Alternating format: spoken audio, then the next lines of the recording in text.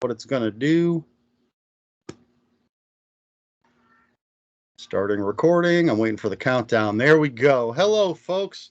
I am Eric. I still have no introduction, so we'll go right into my favorite horror with author and final guy, Tim Meyer. Howdy. How you doing, Tim? I'm doing well. How are you? I'm okay, I guess. That's the best I can hope for. As good as you can be in the middle of a pandemic, right? Exactly. Did I pronounce Meyer? Is that correct? Yes, that is correct. Yes. Good. What's the glass you're drinking for? Is that Jaws? Oh yeah, it's a Jaws glass. My wife got this for me. I think last Christmas, but it's very nice, very beautiful. Yeah. Very nice. And it looks like you're wearing a Dead Alive t-shirt. I am, yeah. Dead Alive t-shirt from, I think it's Fright Rags or Cavity Colors. I think it's Cavity Colors puts this one out. I don't really know. I can't check the tag because I'm wearing it, obviously. And I'm not going to take my shirt off because that would just be weird. But yeah, I think it's Cavity Colors puts this one out. But yeah, Dead Alive is another one of my favorite horror films of all time. So I had to buy the t-shirt when they put it out. I guess we'll go off on a tangent right off the bat. I had seen Dead Alive at some points in my life, and I was dating this young woman. We were at a Blockbuster, and they had Dead Alive. I was like, "Oh, you've got to see this movie. It's so great. There's the scene where this happens, and there's this other scene. It's so cool." So we rented it, took it home. Those scenes weren't there. It was one of those edited Blockbuster versions. Incredibly disappointing. I think she wrote a strongly worded note and put it in the clamshell when we returned it. That's brutal. I still have the actually I have it right here. I have the DVD because they don't have a Blu-ray for this yet, so I got the old school DVD. Classic. I do not have a copy of it anymore. It's super expensive. I think I looked it up on eBay and it was going for like a pretty penny. Yeah, it's crazy how expensive some of these get. And it's insane that it doesn't have a Blu-ray.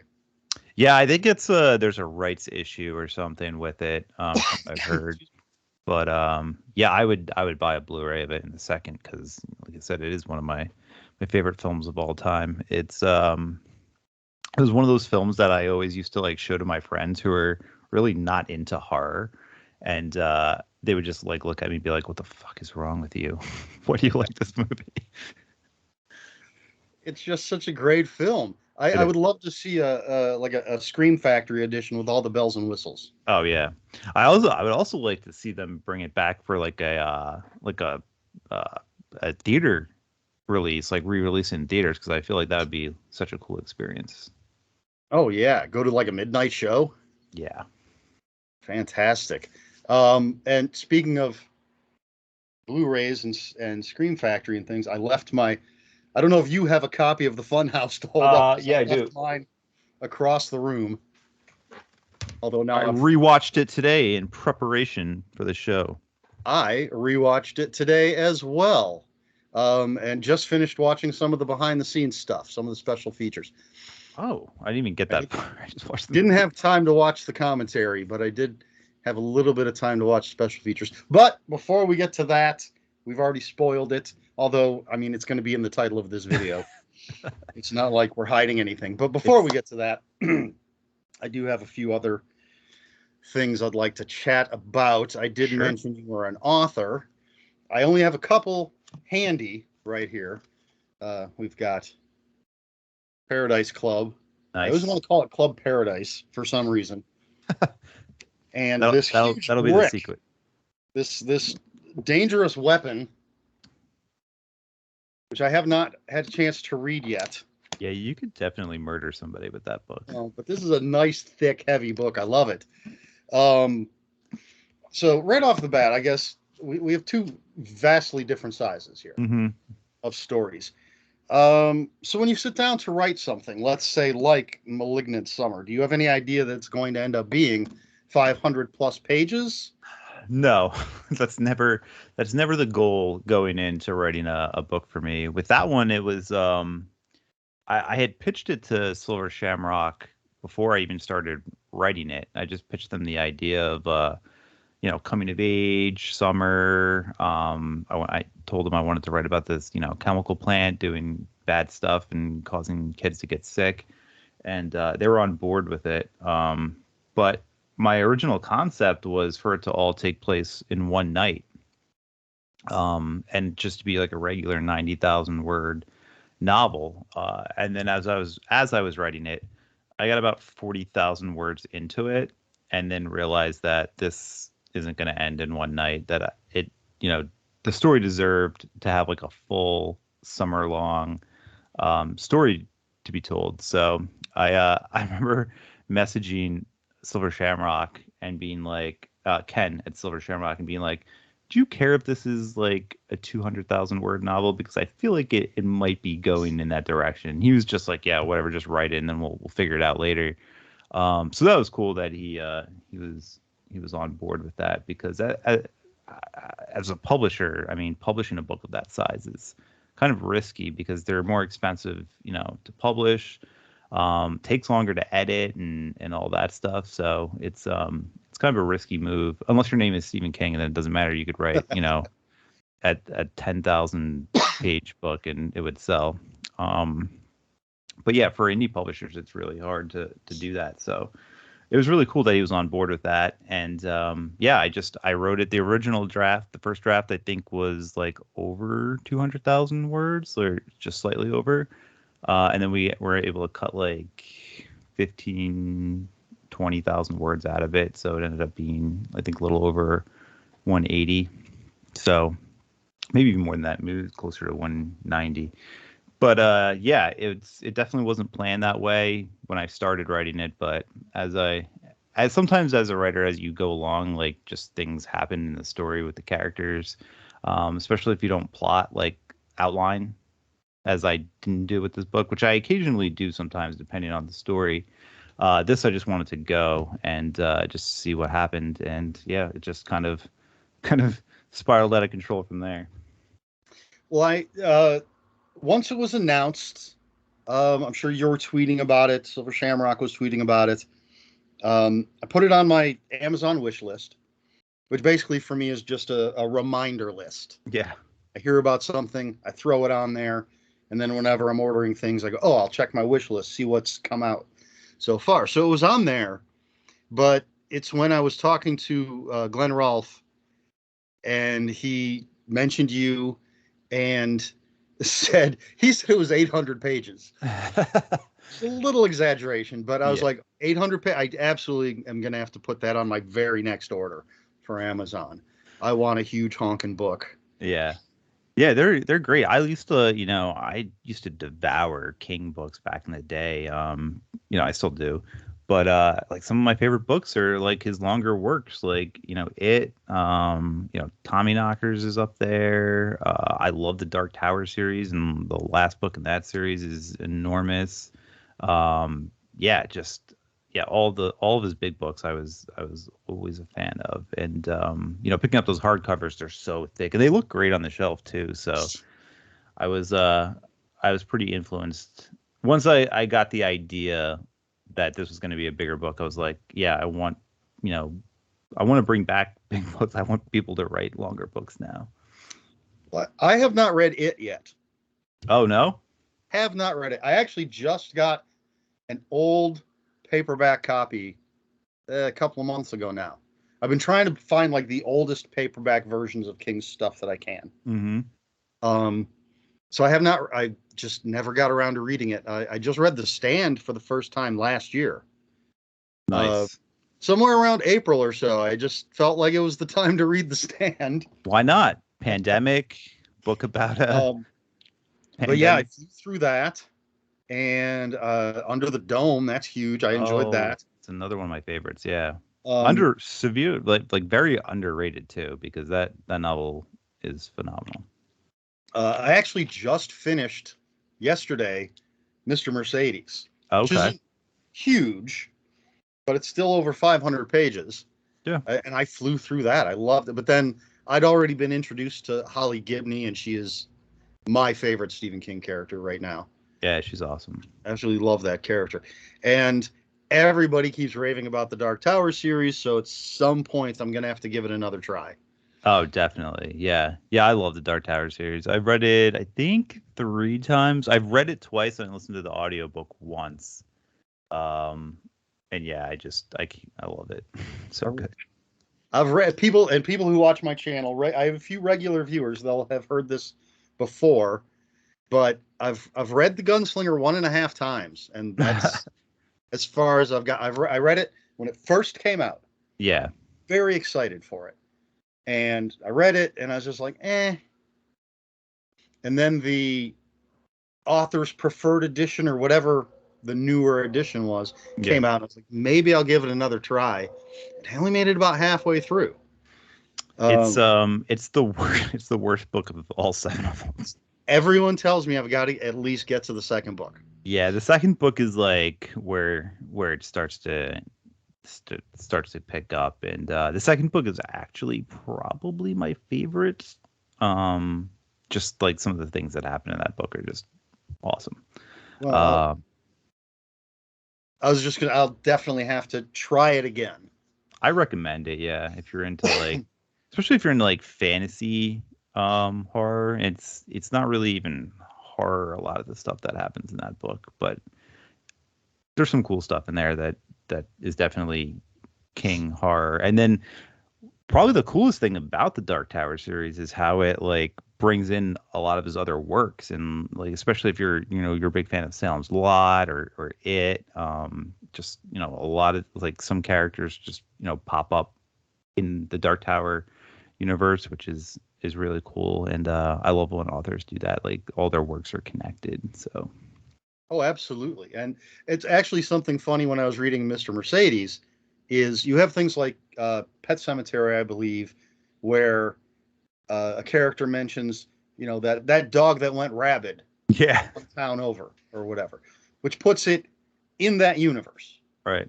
But in Mr. Mercedes, apparently Christine and It are movies in that universe. That's awesome. Because it mentions the car in that movie, and they literally say they're talking about the clown in the sewers in that movie, and then literally say Pennywise. Mm.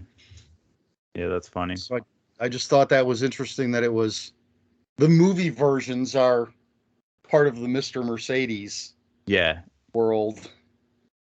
Although now, I mean, with some of the other things that Holly Gibney's appeared in, does that still tie in? So are there movies made of the actual events that have happened in the Stephen King universe?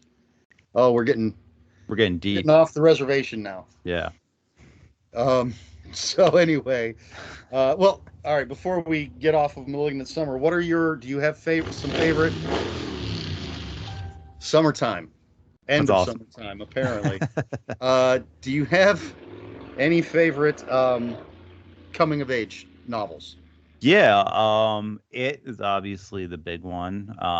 We just kind of touched on it a little bit. I love that novel so much. That's another one I've read probably about 3 or 4 times, and also the audiobook, which is narrated by Steven Weber, who does a phenomenal job of that audiobook. If you're into audiobooks, or if anybody's into audiobooks, definitely check that out. Also a huge fan of Robert McCammon's Boy's Life. Like between that and it kind of like goes back and forth between being my favorite books of all time. Oh wow. Yeah, I love that book, man. It's so good. Yeah. Trying to think what else. I haven't read Boy's Life in ages. Oh man, it's such a cool book to go back and read, and just so emotional. Like that book almost makes me cry every time I read it. I read it when it was brand new. I was a Cammon fan, so at that point if he had a new book coming out, I'm grabbing it, I'm reading it. And I probably haven't read it since then. Definitely worth going back and checking out. It's a masterpiece. He's another one. I'm missing 2 of his old books because I'm trying to find all the same covers. And I've come across, well, actually, neither one of these. I think, crap. The vampire one. Why can't I think? They Thirst. They Thirst, yeah. They Thirst, I kept coming across different covers, but not the one I wanted. I finally found that one. But Bethany's Sin and Nightboat, I haven't been able to find copies with the covers that I want, which is there was the whole series that had it was either a moon or a sun as the background, and beautiful colors. I have They Thirst. What were the ones that you were missing? I'm missing Nightboat and Bethany's Sin. Yeah, those are the ones I don't have either. I have like pretty much all the other ones. I got Ball, Wolf Sour, Blue World, They Thirst, Mine, Usher's Passing, Stinger. So I have like pretty much all Mystery of them. Walk, Swan Song. Yep. Yeah, I have those too. Yeah. All right. I want to talk about Paradise Club. Sure. I've been trying to figure out how to formulate this into a question instead of just me talking about something.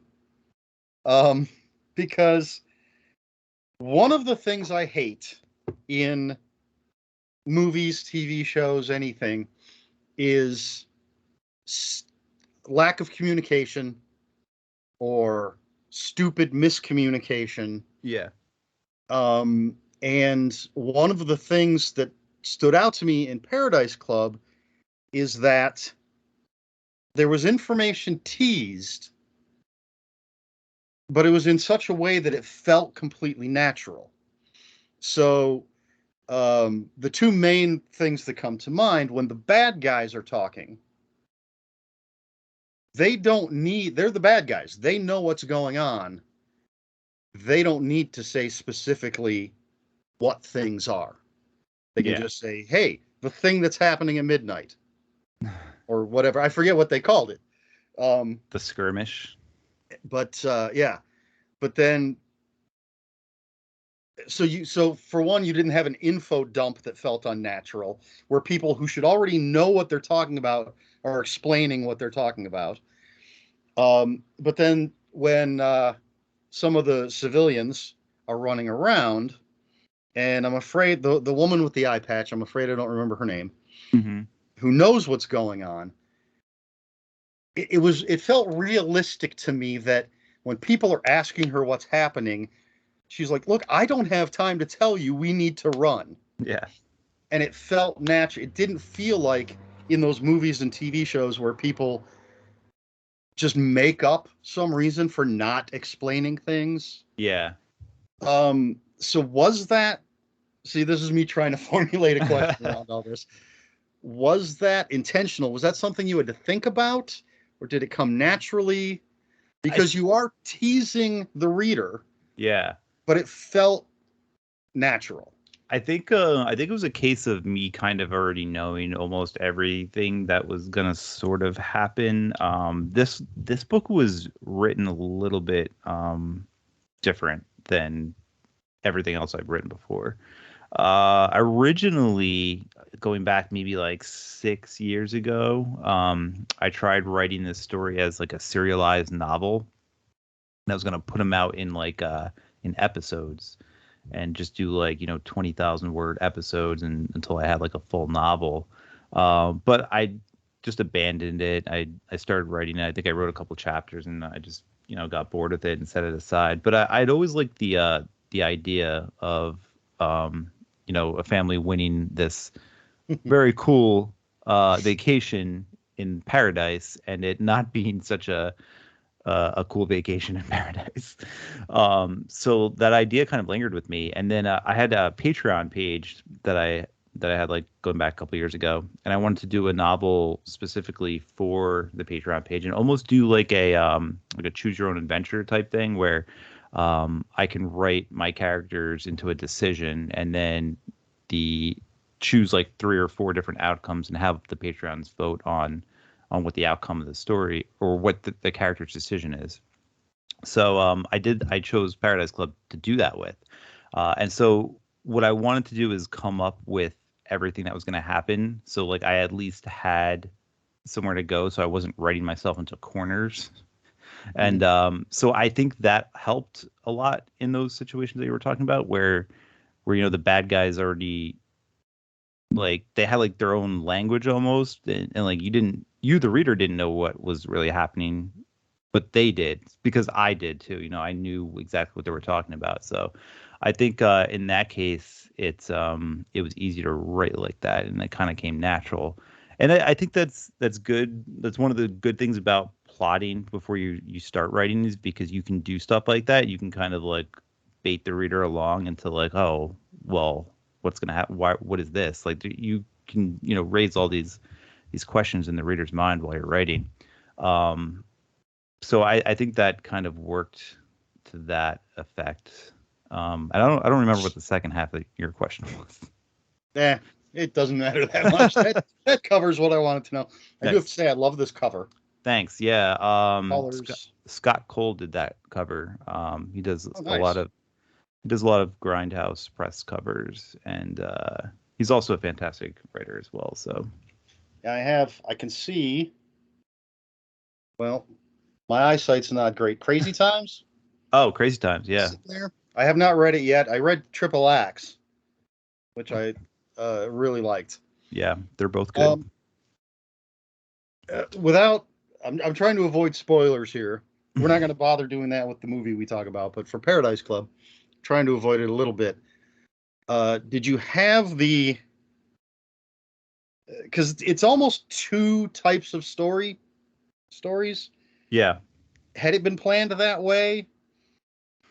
Kind of. If you're talking about what I think you're talking about,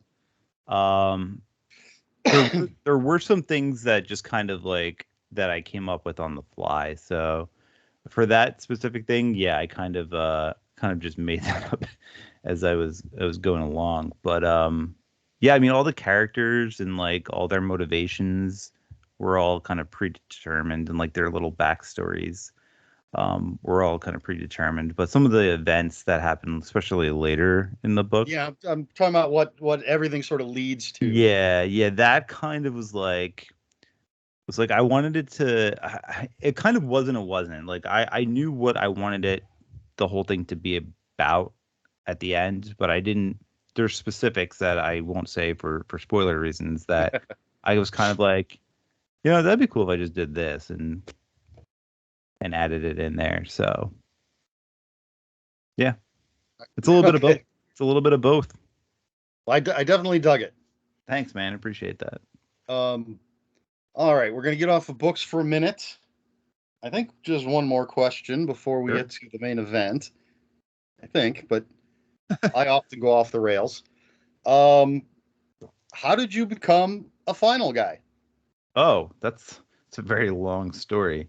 I'll try to give you the abbreviated version.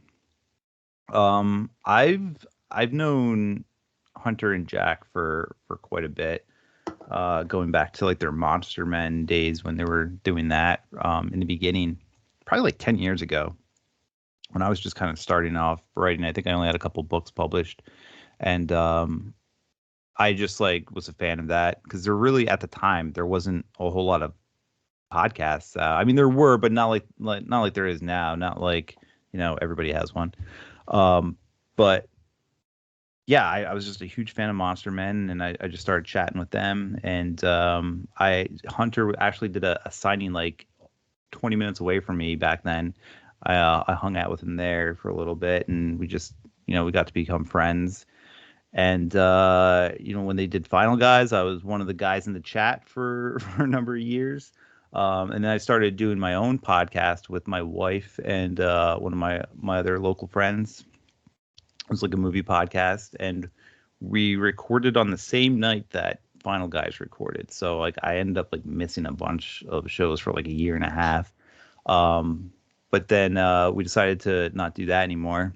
And then when the pandemic hit, Jason and the guys invited me on as a guest because I had Dead Daughters coming out around that same time. So they were like, "Hey, be a guest. We'll talk about." I think we were doing From Beyond, which is another one of my favorite movies. Classic. Which is a great episode because we really, really broke it down. And yeah, we just got along really well. And I wasn't working my day job at the time, and they were like, "Hey, if you have extra time and you just want to, come back on whenever you want." And I was like, "All right, cool. I'll do that." And so I think I ended up just being on there like every other week. I think like Hunter had to take a couple weeks off for family stuff, so I filled in for him. And then at one point they were like, "You're just part of the show now." Whether you like it or not. Yeah. I'm like, all right, I guess. But And yeah. I suppose for people out there watching this who don't know, what is Final Guys? Oh, it's a podcast where myself, Hunter Shea, Jack Campese, Jason Brandt, we each week we basically talk about usually a newer movie that comes out, and we'll break it down in great detail and basically review it. It's we just review movies that we watch too. We have like the whole middle section of the podcast is stuff that we watched the previous week or read. We do books occasionally. I try to do books every week though, because got to give some love to the books. So yeah, it's basically just a horror review podcast that's on YouTube and wherever audio podcasts can be found, Spotify, iTunes, everywhere. So it's live on YouTube at 8:00 Eastern Tuesday nights. That is correct. And people can jump into the chat and stuff. Yep. And occasionally, as you did this, well, this past week, as we're recording, you had an interview with the director. Yes, which that was the show. We do occasionally have some very cool guests that want to stop by, which is awesome because it's a good break from just reviewing stuff. This last week we had Brandon Christiansen on. His new movie is out on Shudder called Superhost, and he's also done this movie called Z and Stillborn. Stillborn. Yes. Almost forgot the name of it for a second. But yeah, so he's a very talented dude, and he was very fun to interview and hang out with, and just really knowledgeable about filmmaking and all that good stuff. So yeah, we've had a lot of really cool guests stop by over the years. So we don't do it often. We mostly just stick with the reviews, but when we do, it's usually somebody pretty cool. Well, I did have to give him shit on Tuesday, and I literally did when he was talking about McCormick. I can't remember. Oh yeah, I remember Sierra McCormick. Yeah. Yeah, and when he said he said something about she was doing that movie about people stuck in the bathroom. Yeah. And I am officially stalking Max Booth III. Oh yeah. And yeah, I always say I'm the Annie Wilkes to his Paul Sheldon. And so when he said that, I literally went to Twitter and sent Max a DM and said, "Hey, the director of Superhost just said that they were trying to get her and she was doing this movie." Yeah. And so I did not say poach, like I said in the comments on Final Guys. I just said, yeah, he just mentioned that they wanted her, but she was doing this movie about people stuck in a bathroom. Yeah. He asked me where the interview was, so I don't know if he jumped on and watched it at all. Oh yeah. Yeah, Max is a cool guy. I met him briefly actually at the premiere of We Need to Do Something, because I was lucky enough to get an invite to that. It was up in New York City in Brooklyn at Tribeca. And that was like a really cool experience going there and watching the movie. They actually did it outside, and it was like on like the big, huge screen outside in the middle of a park. And it was awesome. It was a great experience. And I only got to meet Max briefly, but he's really cool, really nice. I have yet to meet him, but I have interviewed him a couple of times. And like I said, I tease him about being the Annie Wilkes to his Paul Sheldon. I love the guy. Did you see the movie yet? I have not. Oh, okay. I think it's out on demand. It's on demand. Yeah. But I've been doing homework for this. I had to watch. Max is actually going to be in the next episode of this show, and so I had to watch I don't want to spoil it, so I'm not going to say what movie it was that we talked about, but I had to rewatch that. And then my interview with Summer Cannon just went up today. We talked about Fright Night. I had to rewatch that because I hadn't seen that, the original, in ages. And I actually have a whiteboard with all my scheduled interviews, and there's just like, I have to watch or rewatch a lot of stuff. You got your hands full.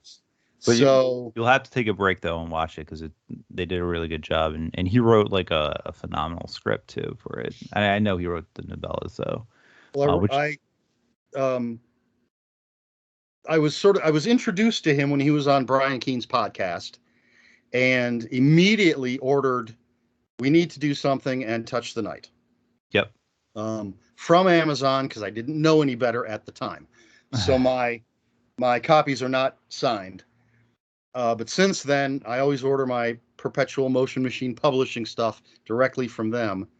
And I just got the new trade paperback copy of We Need to Do Something. And I have on pre-order, the special edition hardcover. Nice. Which will include the screenplay. Yes, I think I got that. I think I picked that up too. Pretty sure I did. So I did tell Max, I said, I have to meet you sometime at the very least so I can get that original copy signed. So all 3 of my copies. There you go. Will be signed. All right. So yeah, we were talking about Final Guys, get off on a tangent. So let's jump into our main feature, I guess. I don't have cool graphics like the Final Guys. This will be the cool graphic. There we go. So yes, this was your choice. Although you did pick 3 things. Yeah. I said, let's do this one. Which is a good choice. It's definitely one of my favorite, horror movies. I feel like it's super underrated. Like nobody talks about this movie ever. Even when you talk about like Tobe Hooper movies, it's almost like never mentioned. I had forgotten that it was Tobe Hooper. Oh, really? Now, all right. So first of all, again, for anyone viewing who isn't aware, can you give us a quick synopsis of the film? Just real quick. Yeah, a bunch of stoner college kids go to a funhouse, and they witness a murder, and basically some of the people who work at the funhouse and own the funhouse tried to track them down and kill them to stop them from, talking about the murder that they witnessed. Essentially, is what it is. It's a lot deeper than that. Yes, and we're going to get into that, and we're not going to worry about spoilers. We're just going to talk about whatever you want to talk about. And again, if you can, relatively quickly, why was this your pick? Why is this one of your favorite movies? I think it's just because I watched it at such a young age. I remember watching this and like just kind of being terrified by it when I first saw it, because it's really creepy. Even when I was going back and watching it today, and this is probably the 4th or 5th time I've seen this movie. Just like some of the imagery in there, especially like even in the opening credits when it's like all the creepy animatronic like funhouse stuff, it just has like this creepy vibe to it. And Tobe Hooper in all of his movies, the one thing I think he does the best is just like put you in that scene. Just like the set pieces, just the overall feel of it. Like I could almost smell like the popcorn when they're walking through the fun house, the fairgrounds. And it's just such a cool movie. And like I said, nobody talks about it. So I figured it would be a cool opportunity to discuss the fun house. Well, I saw this in the theater when it was new. I wasn't alive then. And I do feel that part of the problem, for lack of a better term, is that I think expectations were it was just going to be another slasher, and it isn't. Yeah, it absolutely. I know that was my expectation when I saw it, and it was not at all what I assumed it would be. And especially since like the beginning of the movie, like the opening scene is literally a ripoff of 2 movies, 2 slasher movies. It's they literally shot for shot Halloween, where you know the mask is on and it's like through the eyes, and then the shower where she gets stabbed in the shower by the fake knife from the kid brother. But yeah, after that, it's like, okay, that was our slashery moment, and now it's this other very atmospheric horror film. I thought it was odd on this rewatch that there's no cold open. No. It's just boom. Here's the title. Here's the credits. Yeah. Here's some creepy images. I love those creepy wild music. Yeah, the music is really, really cool as well. Definitely sets the tone, and that's what I said I love about Hooper's films. It's like whether it's Texas Chainsaw or Texas Chainsaw 2, which is I think my favorite Tobe Hooper movie, which a lot of people give me shit about, but I'll say it. I love that movie. Poltergeist, like just all those movies, like they're so atmospheric, and you can actually like put yourself in the movie. So you're not a Tobe Hooper denier. You don't believe that Spielberg directed Poltergeist? No, you know what? Because like it's weird, like watching this. I know that he actually got the Poltergeist gig from this movie. Like they saw this movie and were like, that guy's gonna do Poltergeist, and I could see it. Like I could see his fingerprints in Poltergeist from watching this movie. Now, I was looking through the trivia on IMDb, so who knows how accurate it is. But one of the items did say that Spielberg asked him to direct E.T. Oh, really? And that he turned it down because he was doing Funhouse.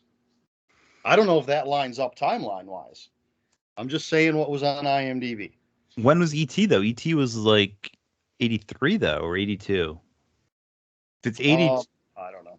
I'm not a huge fan of E.T. I did see that as well. I'm not either. But I think it was like it might have been 82. 82.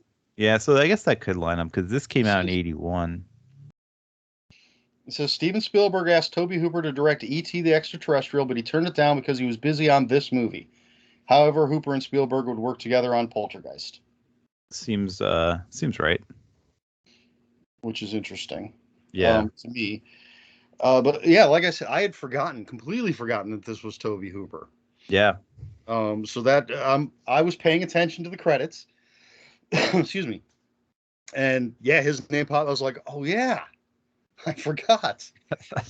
And then yes, the very first opening scene, I'm like, wow, this is just straight up Halloween. Yeah. Yeah. I was like, how did he get a clown mask that he puts on? Yeah. And then some of the shots when he's stabbing her in the shower looked shot for shot like Psycho. Yep. I think that was I guess it was intentional. I wonder if like the studio was like, hey, we want you to do this. And he was just like, all right. But the rest of the movie's not like that at all. It's not like, it's very original after that. So, and some of again, as I'm watching it, some of the shot composition just stood out to me. Yeah. And of course, especially the, I don't know what they called it in the film, but basically the giant ape, the King Kong mouth. Yeah. Where you had red lights on the outside, and then inside that tunnel mouth, that bright green. Yeah. And just the contrast of that, and when people are walking in and walking out, and you just have the silhouettes. And then one that stood out to me, we're kind of jumping around here, after her date is killed, and the clown thing comes out, holding him, and they just like she wasn't centered. They were all sort of off to the left. Yeah. And you have this just empty space on the right, and I was like, that's interesting shot composition to me. Yeah. Interesting choices and the crane shot when they first get to the carnival, or I think it's when her little brother gets to the carnival. Yeah. Or no, when he's leaving. I don't know. There were a lot of great crane shots. Yeah, there's a few crane shots that just kind of like show you a good glimpse of like the entire fairgrounds. And yeah, it's beautiful and bright, but also like a dirty bright, which I like. Yeah. It's like a dusky brightness, which is really cool. And again, if you've ever been to one of these places, which I love like these little like small pop-up like Funhouse things. Uh, they're all exactly like that too. So you definitely nailed it. Well, I worked 1 week at a traveling carnival, I guess, for lack of a better term. It wasn't big enough to have a fun house, but I did. I was 17 and got paid $100 cash for a week's Nice. work. And they pulled into the lot, and I helped put the rides together. We slapped a fresh coat of paint on them, and then it was a 3-day event at the Corn Festival in North Ridgeville, Ohio, and I ran one of the rides. Of course, doing all of that, I was like, I really doubt I'm ever going to ride one of these rides again, because You're now I right. know how they go together, and they'll just tell a 17-year-old to slap some pins in here and make sure it's tight.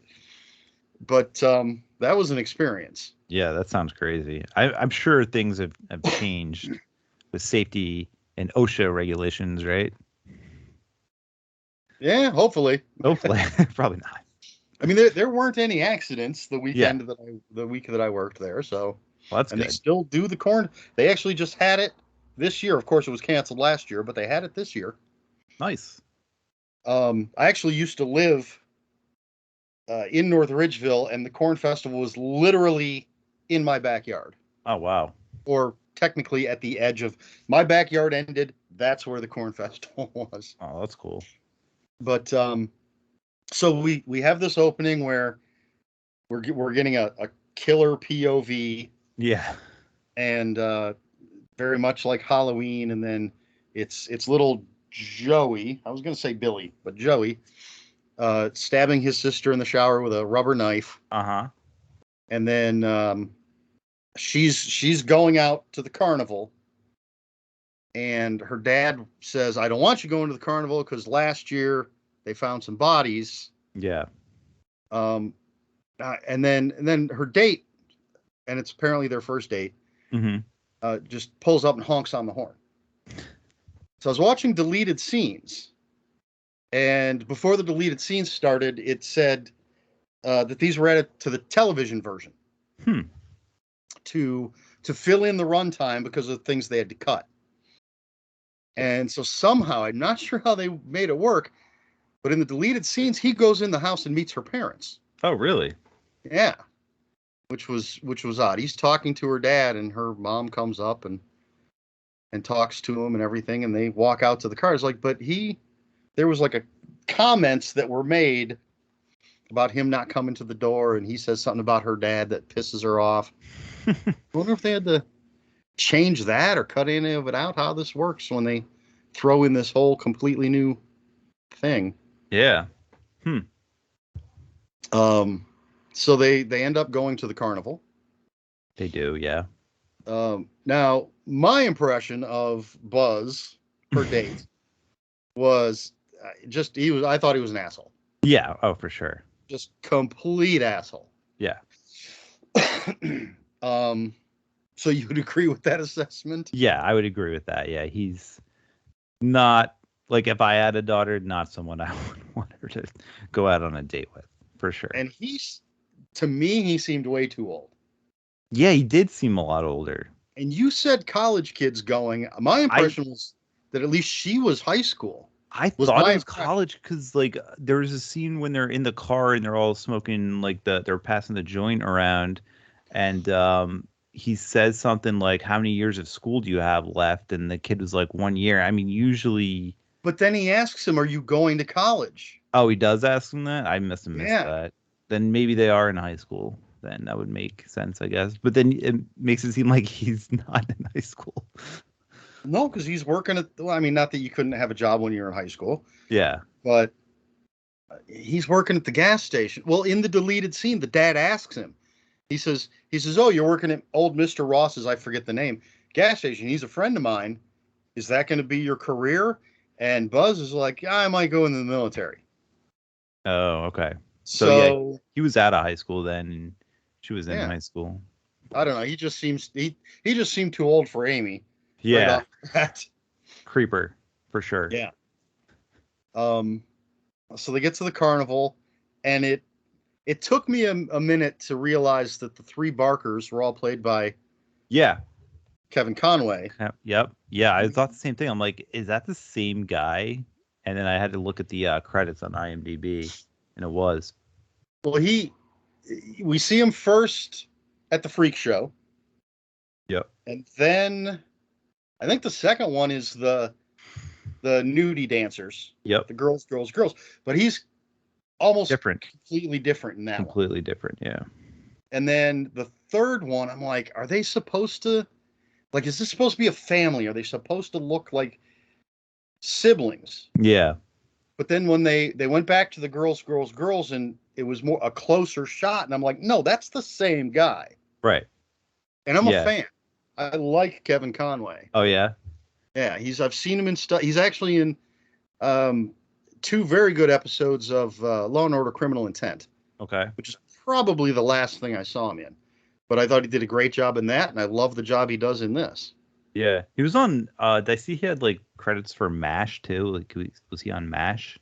I don't recall. I did look through.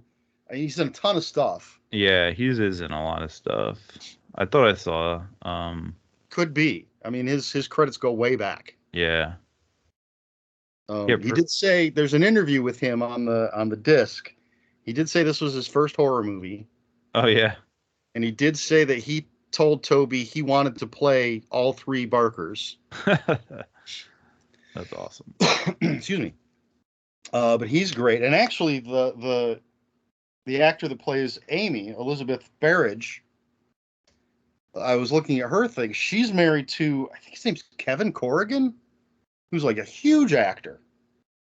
He's in The Departed, and he's done like a lot of sitcoms, but a lot of big movies. Really? Really, really impressive actor. And like she has, I don't remember exactly, but let's say she has like 30 credits. He has like 166 credits. Oh wow. But I don't know, that sort of surprised me. I thought she was great. Yeah, she did a fantastic job. So they get to the carnival, and it's a very slow burn, I think. There's a lot that goes on before we get to the craziness. Yeah. But there is creepiness, I think. Yeah. Again, like the setting of it is kind of creepy. There's also this really cool scene with the two girls when they're in the bathroom. Right. Classic horror movie. The warning, right?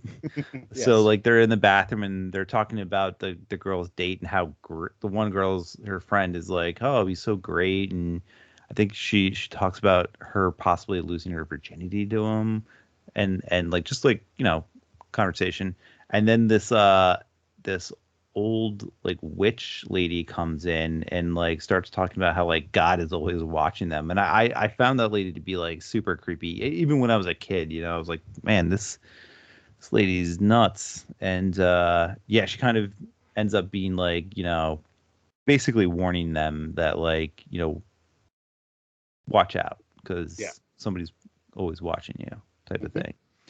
Yeah, she was creepy. There were a couple of things in the dialogue that kind of tickled me when they go to the palm reader. Yeah. And it was just one of those things where her friends are laughing. Amy's getting her palm read, and her friends are sitting on the couch and they're laughing and, just jerking around. And I forget exactly what the palm reader says, but basically she says like, don't mock the stars. Yeah. Something like that. And immediately I thought, but you're reading her palm. And then if you pay attention, if you're listening, because it's hard to hear sometimes what they say, one of them says, I think it's Buzz says, but you're reading her palm. I was like, all right, so they know, they're aware. Yeah. This wasn't just some bad piece of dialogue. They're aware. Yeah. And then she was a phony for sure. Oh well, yeah. But then when they cut the hole in the back of the tent and they're looking at the girly show. Yeah. And the friend, what's her name? Liz. she says, I'll go find my own hole. And again, I immediately thought, well, it might not be the way you wanted to say it. And she immediately says something like, I can't believe I just said that, or something like that. And I'm like, Yeah. it's actually more clever than some people might give it credit for. Yeah. Yeah, it was good. I like that stuff. And apparently Gene Siskel was a fan. Oh, yeah? That was I read that in the trivia, and then it was in one of the interviews that I watched. They were like, yeah, Siskel really liked this movie. It was one of his guilty pleasures, apparently. It's one of my regular pleasures, this movie. Yeah. Screw guilty. Yeah. So yeah, it's quite a big build-up. And we're getting to know the characters, and little Joey sneaks out, and there's that weird scene where he's walking down the street. And that was so weird. The guy that pulls over and pulls a shotgun on him, and then he just runs off, and that was I feel like and I don't know, maybe you would know this because you watched some of the deleted scenes. I feel like that kid's story arc just kind of petered out and didn't go anywhere. He was the whole point of him going to the Funhouse was, I guess, kind of spy on his sister and her friends, right? And it just never ended up whatever happened to him. Didn't the parents just come pick him up or something, and that was the end of his story? Yeah, he sees them go into the Funhouse. He sees that they never come out, and then there's this long, huge tracking crane shot of him and just stragglers sort of slowly walking out of the carnival, except he ends up hiding. Mm-hmm. And he goes back to watch. And he gets scared and jumps over the fence, but then he climbs back over again. And then at one point, they have the voiceover of when his sister was yelling at him at the beginning. Mm. Because of him stabbing her in the shower, and she was like, "I'm gonna get you, and you're gonna live to whatever." And he's just looking at the Funhouse, and that voiceover goes over. So obviously he's thinking about that, but then it doesn't seem to. He just gets scared, and then somebody finds him and calls his parents, and they come. It was such a waste. And it seems like his mom might have been a lush. Yeah. I don't know if that's politically correct to say. Yeah, I mean, it was just such a weird, it was just such a weird, even when they picked him up, that whole scene was super weird. The parents, they acted weird. I don't know, it just felt a little bit off to me. Well, I think the mom was drunk. Yeah. I don't know about the dad, but it did give us the scene where they're there picking up the kid, and Amy is trapped inside the Funhouse and sees them through the giant fan. Yeah. And is screaming for them, and they can't hear her, and they end up just driving off. Which I like that scene. I guess that's kind of that was, I guess, the purpose of it, and how it kind of ended. This was possibly your only shot of getting out of this. But it did feel like there's the way they were using the kid, that there was supposed to be more to it. Yeah, I thought there was some build up, maybe he would help save his sister, but right. Nope. Or he would get captured by the creature and she would save him. Yeah. Which, again, we're jumping around.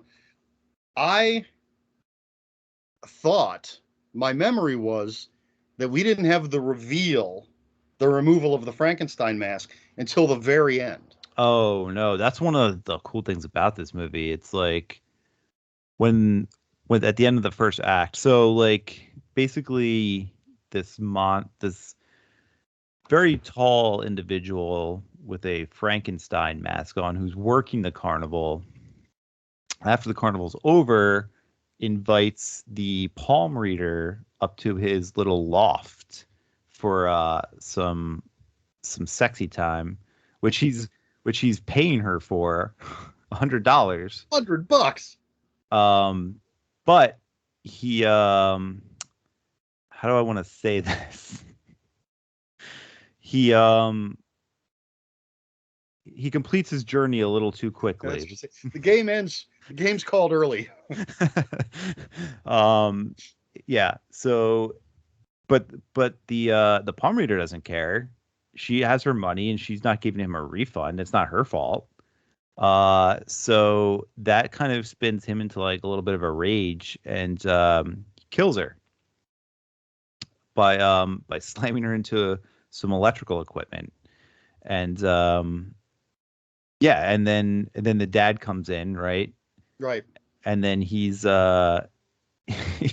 he's giving the kid crap about spending $100 because Right. he said, I think one of his lines was like, I could have had one of the girls do it for 15 or something.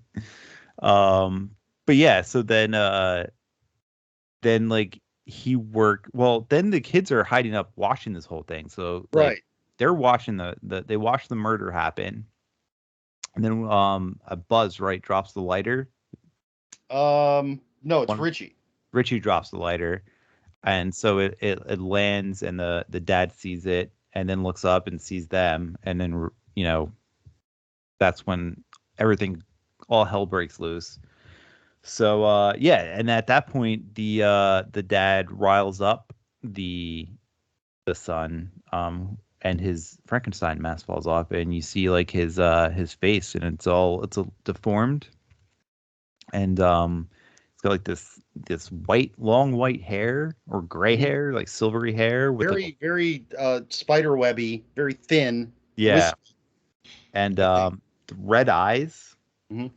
And fangs. Just like fangs and just like this really cool Halloween mask, by the way, which I'm surprised like that's not like a staple every year at Halloween time.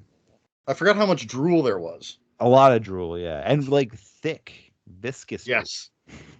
So yeah, to kind of step back a little, our four main characters, Amy, Buzz, Liz, and Richie, at the carnival, seeing the sights, and then they decide, hey, let's spend the night. Let's spend the night in the Funhouse. Yes. Yeah, we did skip that part. And so yes, that's what they're in the Funhouse, and they're each sort of in their own little spots, doing the sexy times.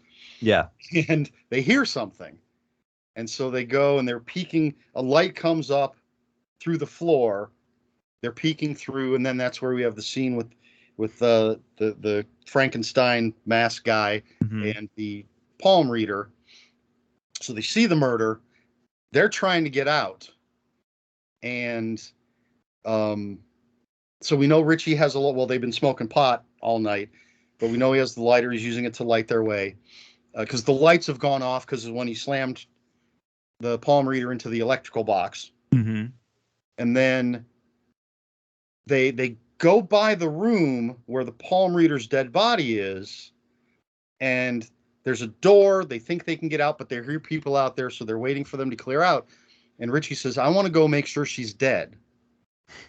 And we don't see it happen, but he's looking at her, and he looks over to where we know the creature took the money out to pay her. Mm-hmm. And that they saw he had a whole thing full of money. And we see him look. And so we know he steals the money.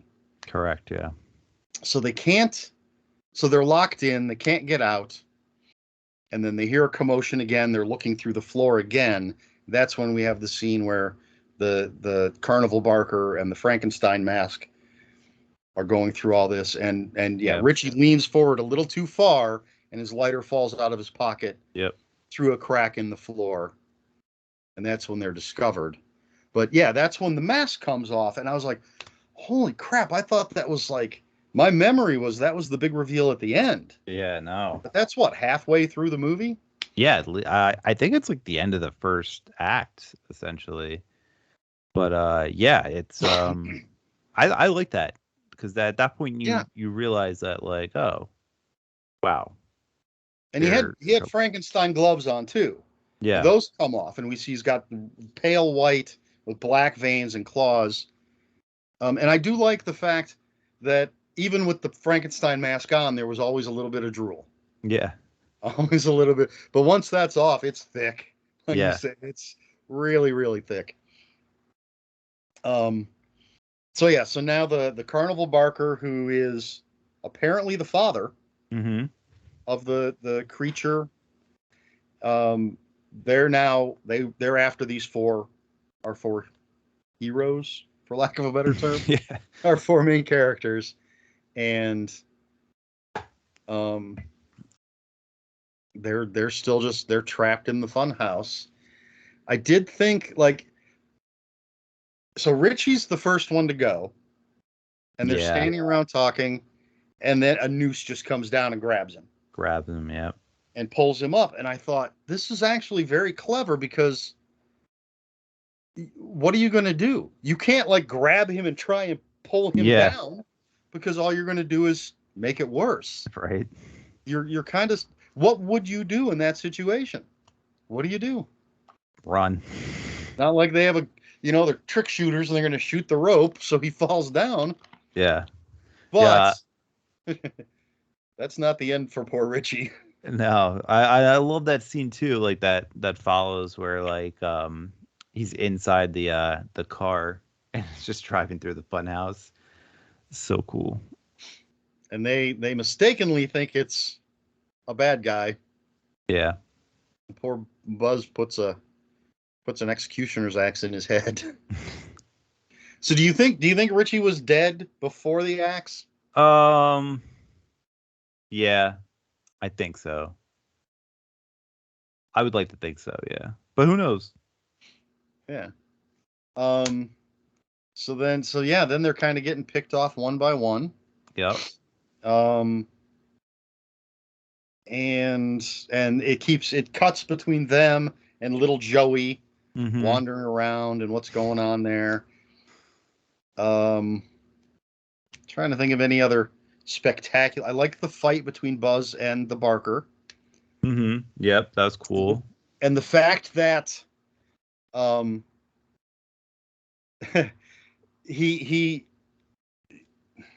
fight.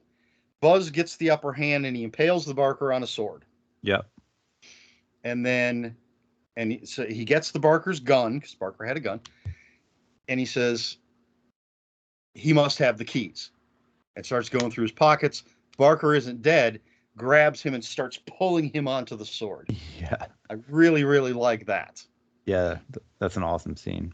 I also like the scene with Liz, was it? The Yes. Other friend, where she's like, they're in like the vents, I guess, with the fan going, and that whole scene too is just like super intense with the creature kind of like following her and stalking her, and then what happens there. She falls through the trap door, and they can't get to her, and then the creature shows up, and I thought the actress played it very well. Yeah.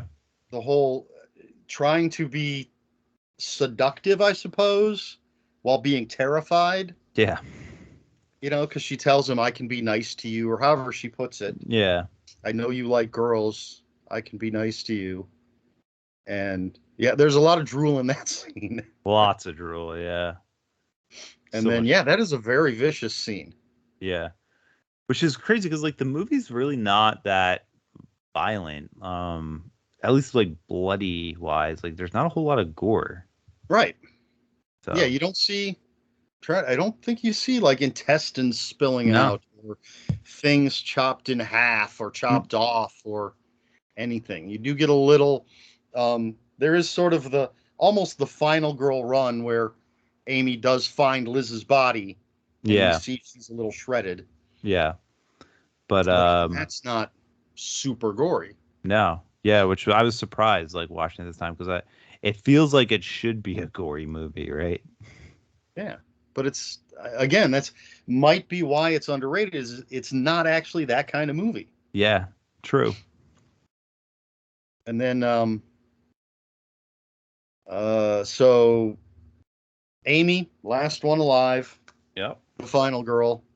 Although, can we use that term if it's not a slasher? Yeah.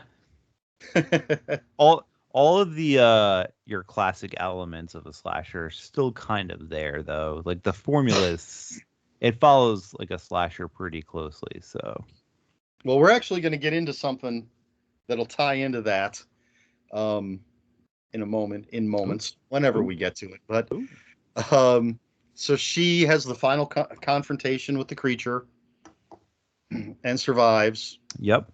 She electrocutes him and then puts him in a grinder or like there's 2 gears, that like just kind of eat him up, chew him up.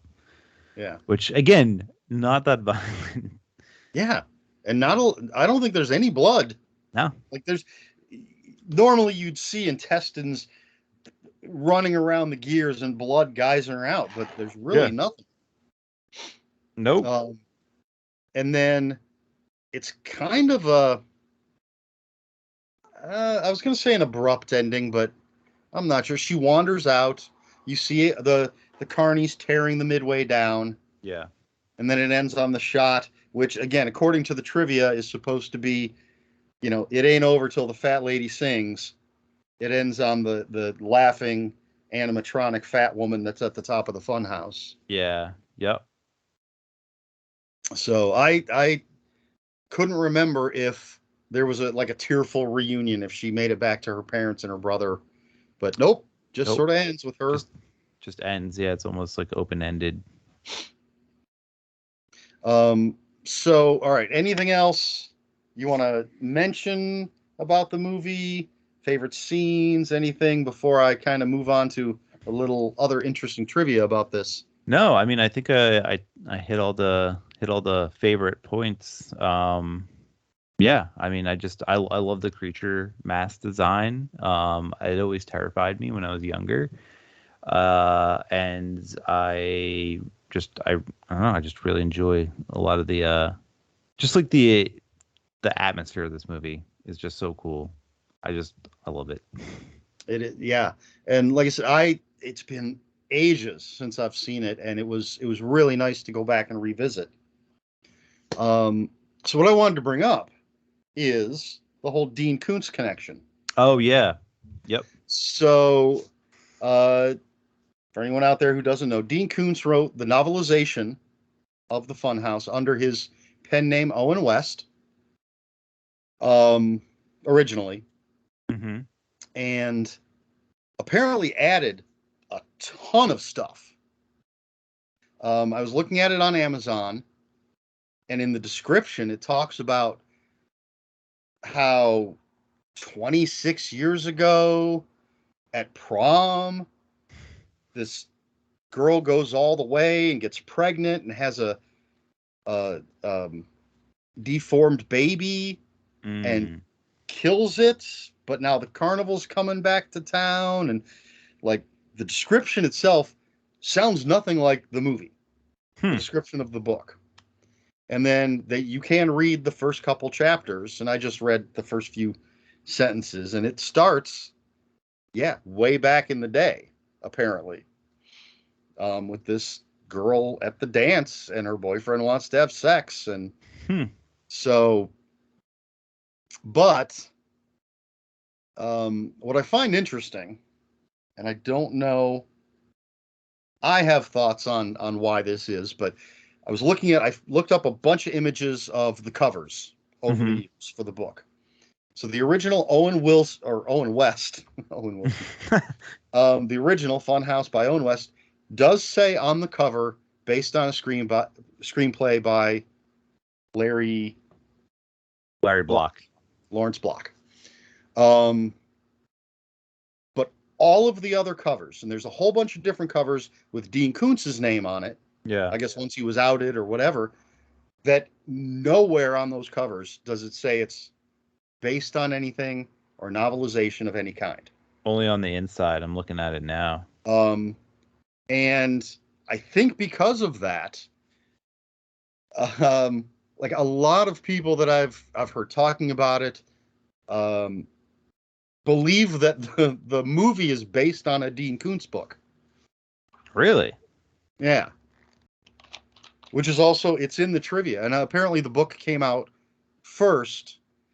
They said, again, IMDb trivia, who knows, said there were some production delays, so the movie came out a little later than they had planned, and the book ended up coming out first, which also gave people the impression that the movie was based on a novel, not that it was a novelization of a movie. I'm looking at the copyright page that's on Amazon. It just say based on a screenplay by Larry Block in the copyright. So, but how many people look at the copyright page? Yeah, that's true. That's it the is. thing. And when you're, especially if it's someone like Dean Koontz and his name is bigger than the title on the cover. Well, I think that's probably more it is that like Dean Koontz ended up becoming like this, A-list paperback writer, and the Funhouse is not a well-regarded movie, so like it almost is like marketing wise, if they left that off, it was probably better for the book.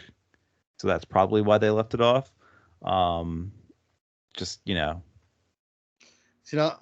fell off the Dean Koontz train quite a few years ago. Yeah. But I am very tempted to read this. Yeah, it's I'm very tempted as well. I've never read it. I knew it existed. I didn't realize how like available it was, though. I didn't realize that it was still like in print and you could, get an ebook for it. So yeah, Audible. Yeah, that's interesting. Looking on there, on Amazon, I saw ebook, Audible, hardback, paperback. I would love to find an Owen West copy. eBay. But even if I can't afford that, at least one of the older copies with Dean Koontz's name on it. But yeah, I'd probably want to find it used anyway because I don't want to give Dean Koontz any of my money. This is now the anti-Dean Koontz show. Oh man, you really have it up for that guy. The very first book I ever read by him was Shattered. Okay. Didn't like it. Didn't like it at all. So it was years before I had read another one when Twilight Eyes came out. Came out in paperback. I was like, all right, I'll give this guy another try. This book looks interesting. I read that, loved it. So I went back, started reading all the Dean Koontz I could find. Really enjoyed a lot of it. Mm-hmm. Reread Shattered, still hated it. But then around The Bad Place, I think, they all just started to run together in my mind. It was just the same story over and over again. And I was like, I'm done with this. And I've read one since then that someone recommended. It was the first one with the guy that can't go out in the sun. I forget what it was called and what that character's name is. I'm also not like a huge Koontz fan. I do like a handful of his novels, like Intensity. I really enjoy, and the Odd Thomas books. I actually like. I haven't read I liked Phantoms and Lightning. I liked, even though I figured it out very early. I actually have a blog post on an old horror website that I don't think exists anymore. But it's called Dean Koontz Must Die. And it was about, essentially it was about different people having the same ideas. Yeah. Because I was stationed in Iceland. I was in the service and I was stationed in Iceland, and at the PX, they had plenty of Dean Koontz. So I was buying Dean Koontz paperbacks and reading them. And when I was reading Phantoms, there's a part. Have you read or at least seen? I have not read Phantoms. I've seen the movie though. Well, in the book, and I can't remember if it's in the movie, when they discover everybody in the town is dead, looks like they've been murdered, and somebody says something about, well, it must have been a group of people, something like that. I don't remember. It's been ages. Mm-hmm. And someone else says, no, if you look at the crime scenes, if you look at everything, it's all the work of a single person. No two people would have the same MO, the same whatever. Yeah. I'm butchering it, but essentially that's what it was. And I immediately thought, what if there's a story where you did have that, where you have two people on opposite sides of the country who think exactly the same, and they're committing murders on opposite sides of the country at the same time, and it looks like it's a single person doing it, but it ends up being two people because somehow they think exactly the same way.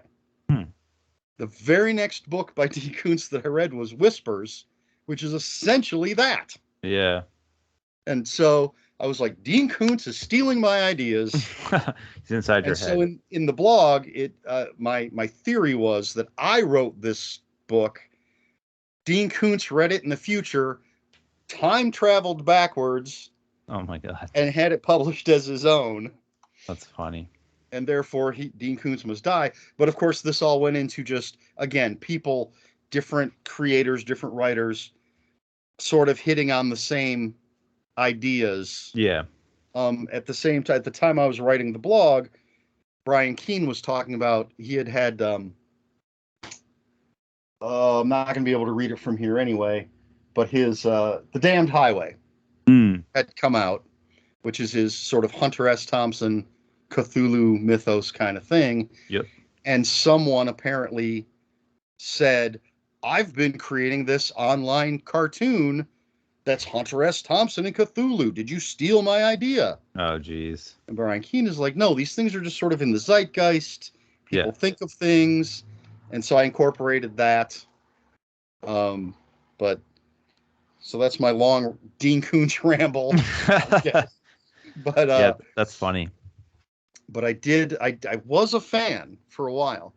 And the other horrible thing that happened when I was in Iceland, one of the books I bought, one of the Dean Koontz books I bought, the last 30 pages of the book, 30 or 40 pages, were a repeat of 30 to 40 earlier pages. That's funny. So I did not know. I had to call back to the United States and have my parents buy a copy of the book and ship it to Iceland. Oh, man. So I could finish it. I don't remember which book it was, but... That's funny. All right. So... all right. Have we covered everything on the Funhouse? Yeah. I can't think of anything else other than if you haven't seen this movie, you should definitely watch it. Oh, absolutely. I don't know if... I didn't check to see if it's streaming anywhere. I did check actually, and it's not. I think it's you can rent it, but it's not streaming anywhere for free. But I think it's like a $4 rental. You can get it at Prime or whatever. I have, as I said, I have the Scream Factory edition, and I'm trying to remember. I think I probably picked it up at the store. I did do a huge when Scream Factory at the beginning of last year had their sort of COVID sale. Mm-hmm. I bought a lot of stuff from them, but I don't think this is one of them. I think I actually got this at the Exchange. I got it new, but at the Exchange. The Exchange is pretty good. I don't know if that's a national thing. It's a used music and movie place. It's just called the Exchange. No, we don't have those by me in Jersey. Yeah. But they do carry a lot of new Scream Factory and Arrow. Oh, Arrow. I love Arrow stuff. And there's another one that I can never remember the name of, but I've gotten some good Arrow stuff, some good Scream Factory stuff new from this place. Nice. But people should definitely check it out. Yes. Good time. It's a perfect like Halloween movie. Like it's in my rotation. Like I said, I've watched it like 4 or 5 times over the years, and it's in my rotation of Halloween films like every couple of years. So, all right, cool. Anything you're working on that you can tell us about? Geez, I'm always working on stuff. I don't really have anything in the pipeline that I can talk about. I have a short story collection coming out next year. I don't have an exact release date, but it's coming out. I think it's going to be through Silver Shamrock again. So it'll be, I think it's like 8 stories. So it's like a smaller collection. Not sure what the release date is yet, but that should be out sometime next year. I haven't finalized the details yet, but I just got the rights back to Kill Hill Carnage. I noticed it wasn't on your website, so I didn't want to bring it up because I didn't know what was going on. So the publisher, it's public knowledge at this point. So the publisher went under, and I just got the rights back for that. So there's going to be a new edition at some point next year through a different publisher, but contracts haven't been signed yet, and nothing's official, so I can't really talk too much about it. But yeah, so that's going to be happening next year. And other than that, I have like 3 or 4 things that are just like in the pipeline, either in the midst of finding a publisher, or I found a publisher for it and just, we haven't hashed out the details yet, or I just have stuff like first drafts of stuff. I just finished the first draft of 4 separate novellas that are around like 30,000 words each, that I'm probably going to put out. I might put out myself at some point in like 2023. But again, that could all change. A lot could happen between now and then. Now, I don't know if you can answer this, but with Sure. Kill Hill Carnage, Mm-hmm. when that does come out again, will it be as is? Are you going to revise it at all? It's Or gonna any plans to? it's gonna be an author preferred, I guess, version. Yeah, it'll be revised, re-edited, and there'll be some additional stuff in there that wasn't in the original version. So that'll be cool. Okay. Yep. So I have a reason to pick it up. Yeah. Yeah. Even if you, and it's gonna have it'll have an all new cover and everything too. So it'll be a cool, it'll be a cool addition if it comes out the way that I'm envisioning it right now in my head. It'll be worth picking up, even if you have the original version or the Thunderstorm edition that they did. It'll be its cool little own version. So. Cool.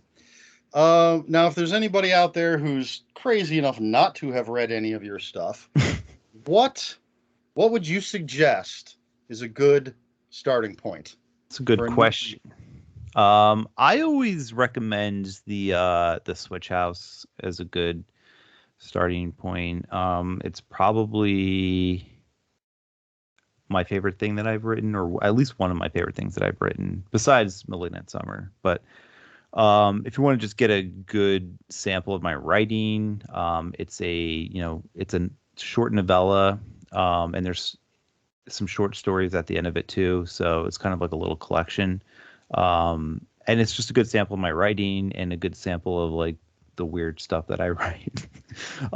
So like, yeah, it's a perfect thing to kind of start off with.